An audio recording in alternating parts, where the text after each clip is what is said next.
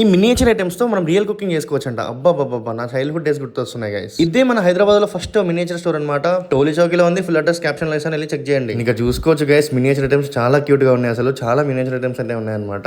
So చిన్నపిల్లల్ని కాదు, మనలాంటి పెద్ద పెద్ద వాళ్ళని కూడా అట్రాక్ట్ అయితే చేస్తాయి అనమాట. సో అంత క్యూట్ గా ఉన్నాయి. చూసుకోవచ్చు సోఫాస్ అని చెప్పేసి, ఇక్కడ ఐరన్ బాక్స్ చూసుకోవచ్చు ఎంత చిన్నగా ఉందో.